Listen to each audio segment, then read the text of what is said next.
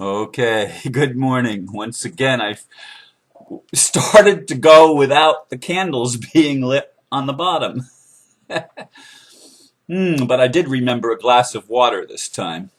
Yes, I have a glass of water, and for those of you that have listened the last couple of days, you know what this is about.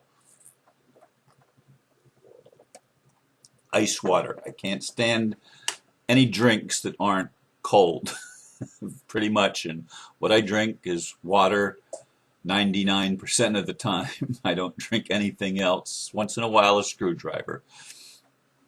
It's probably not even 1% of the time that I drink that. Anyway, oh, good morning again. Let me read Tut's message this morning because uh, I thought it was interesting. I haven't read one of his messages in a long time. That's Mike Dooley's messages that I get Monday through Friday every day, and I've been getting them for years now.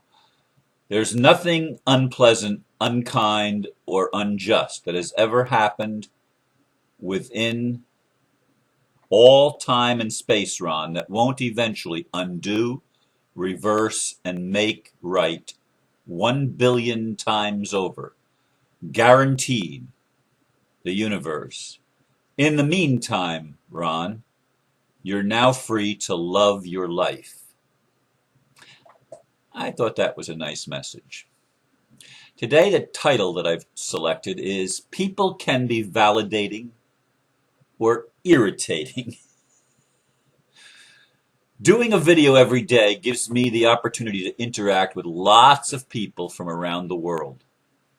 Over the 21 plus months since I began, there have been numerous people that have been amazingly encouraging, validating many of the insights and experiences that I have shared. There have also been people of the other variety, those that are argumentative and often very critical of what I share. Some have even resorted to name calling. Of course, I have great appreciation for the former. Without them, I would not have been able to continue as long as I have. As for the other, and thankfully much smaller group, I have had to do a lot of soul searching. That's what I will talk about this morning. Let me say that, again, how much I appreciate each of you that takes time to listen to me. Some of you every day, and some of you maybe a couple of times a week, some of you every now and again. But those that have taken time over the years to, I should say 21 plus months, to listen to my videos and to make comments on them or to send me emails. Some of the emails have been heartbreaking as you've shared your stories with me and sometimes asking for advice or my opinion, usually which I'm reluctant to give because it's your life, not mine. But in any case, I am so very, very much from the bottom of my heart appreciative of those of you that have recognized the effort that I put forth and the gift that I'm offering. And it's only a gift that I'm offering. My insights are simply that, my insights. The experiences that I share with you are those that I choose to share because I feel they have a value for more than just me. And when you write back and tell me how much you resonate with what I've shared and how much I've been able to uplift you or to provide just exactly what you needed on that particular day, that means a great deal to me. I mean, sometimes some of the things that you've shared have touched my heart so deeply that it brought tears to my eyes, and I can feel tears welling up even as I recall the beauty in those moments when I am being validated for the effort that I'm putting forth, that my mission is being accomplished, and that I'm providing something good and something wonderful for people to help you on your journey, and that helps all of us on ours.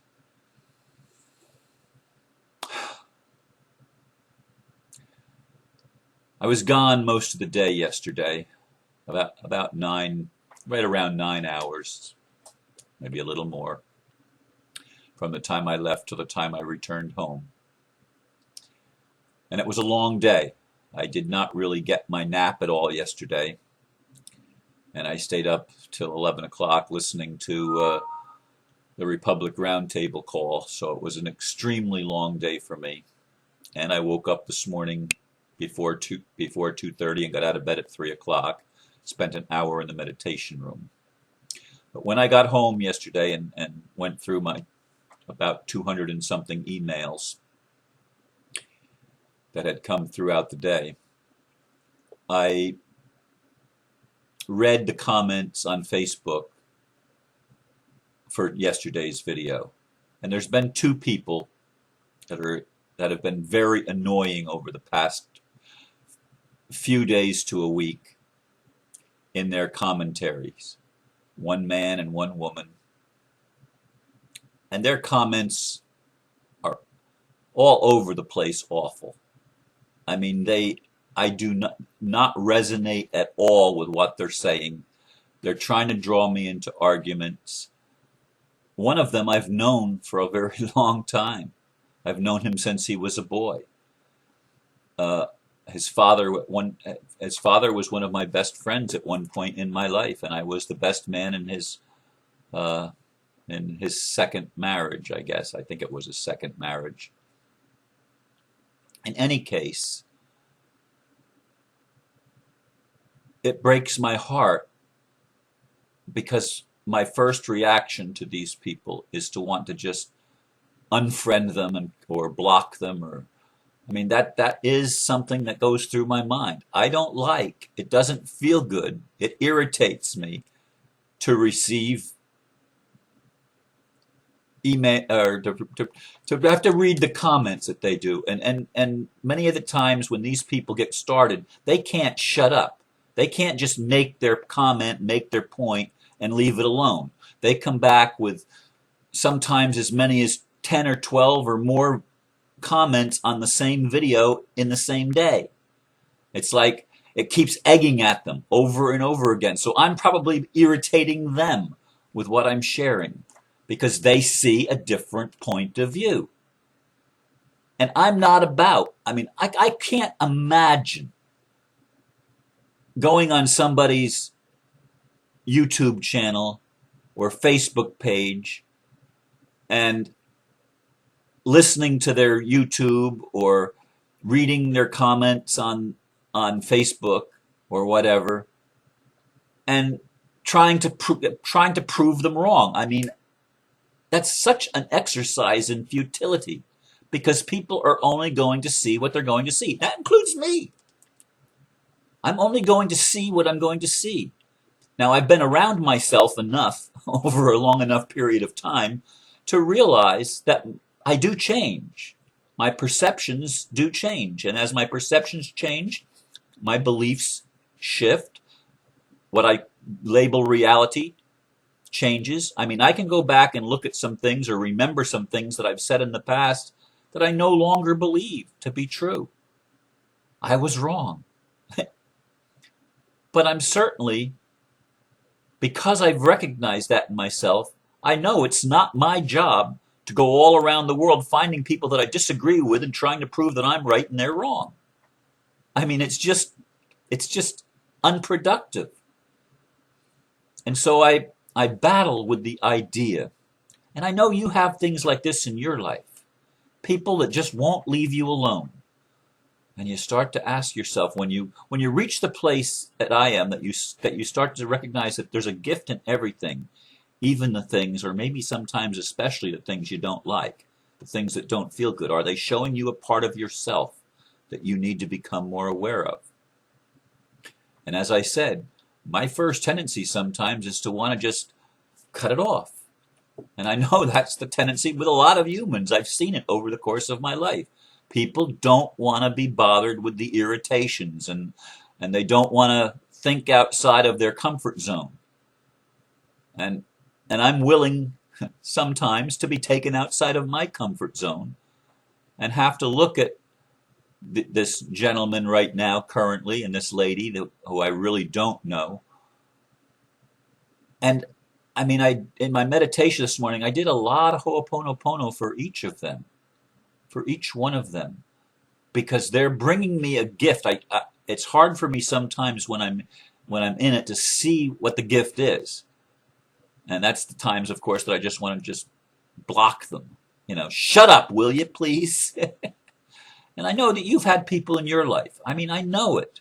I know it because it's the human experience. You've had people in your life that sometimes you just want to tell them to shut up. Now, one of them asked me yesterday, will you please be more specific? Or can you be more specific, I think was the actual question. And I answered no. Well, the truth of the matter is I can be a lot more specific, but I choose not to be drawn into arguments. It's useless. Each one of us see what we see, and we filter what we perceive and experience in our lives through our chosen filters, whatever they may be. It may be a religious filter, a political filter, whatever type of filter it might be. It's a filter that cuts out virtually everything that is not comfortable. And that tickle is coming back.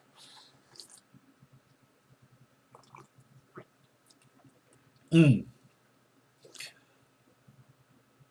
I know the tendency. I know it well. It's my tendency. It's a human tendency. It's a defense mechanism. We don't like facing things that are uncomfortable or irritating to us. Now, the oyster, when it gets sand in its thing, it's an irritation. And it makes pearls out of the sand. It secretes whatever the secretion is, and it encapsulates the sand and makes it less irritating. Well, I need to learn how to make pearls out of these irritants in my life, because I don't want to cut off one of my former best friend's sons. I don't want to cut off this lady who, so far as I know, is a beautiful human being. We're all beautiful human beings, but we're all wounded. We're studying in the mystics class on Thursdays. We're studying Eckhart Tolle's book, The New World, I guess it's called. But Eckhart Tolle, if you've studied him, he talks about the pain body, and other people have described that as the wounded inner child. Hey. Both of these individuals that are irritants in my life right now, I look at them as wounded inner children crying out for love. And when they're in that pain body space of crying out for love, you're actually pushing the love away from you. You're not pulling it towards you. You're recognizing that you want to be validated. You want people to say, "Oh yeah, you're right." You want that. But all of your actions and your energy field is actually pushing the people away. I know because I feel it. I feel it. That's why I want to cut these people off. I would like to block them, but I'm not doing that.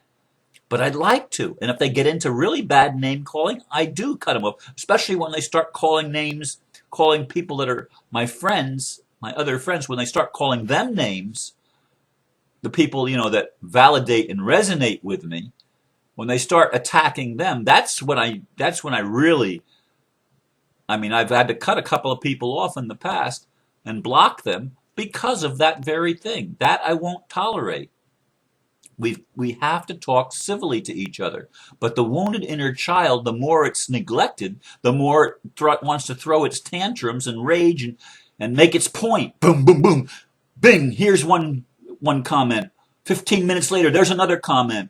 10 minutes later, there's another comment. An hour later, there's another comment.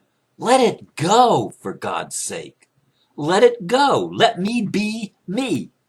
And I'm going to let you be you. And if we let each of us be each other, if we just let people be where they are and accept them right where they are without trying to fix them, without trying to change their mind, we can share our ideas. We can share our insights. We can share our beliefs. By all means, do that. But then let it go. Don't be attached to an outcome of you've got to convince this person that you're right and they're wrong. I mean, that's insane. That's absolutely insane in our human culture. And so I share these things with you with the hope that it might help you dealing with things in your life. Or if you're one of the irritants in someone else's life, take a look in the mirror, for God's sake. Take a look in the mirror at your own life. What are you trying to accomplish by continually harassing, and in many cases it is harassment, or nagging another person, trying to get them to see it your way? They're not going to see it your way because they're not in your shoes. They're in their own shoes. And hopefully most of the people listening have shoes. But there are people in the world that don't even have that. So let's love one another, please. Let's get over the idea of feeling like we have to convince everybody else that we're right and they're wrong. Let's let that go. It's an exercise in futility. Again, I leave you with these thoughts. Have a blessed day. Namaste.